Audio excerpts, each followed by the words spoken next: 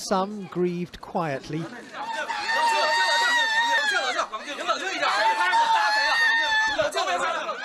Others uncontrollably.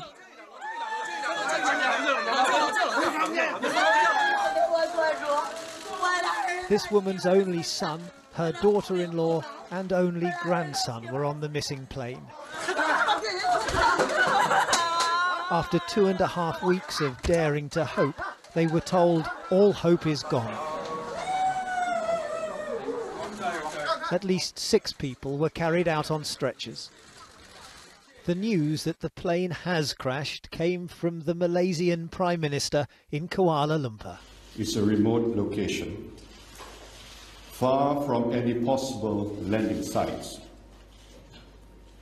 It is therefore with deep sadness and regret that I must inform you that according to this new data, flight MH370 ended in the southern Indian Ocean.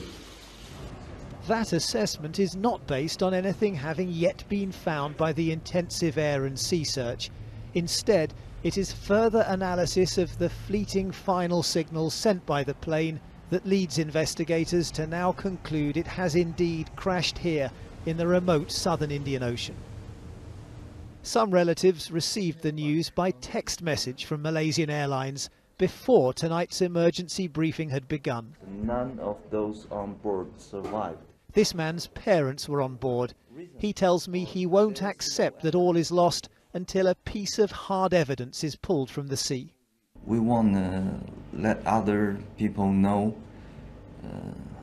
how suffering we do, and we don't know who we can trust. A large number of medical staff have been drafted in for this announcement, with the authorities keenly aware that after 18 long, hard days, this was likely to be the toughest yet. But with no physical evidence, no piece of the plane to show them, for the relatives amid the grief and anguish, there also remains a lingering sense of suspicion. If they're dead, show me their bodies, this woman cries. No one's yet given them proof, let alone explained why and how the plane went so far off course. John Sudworth, BBC News, Beijing.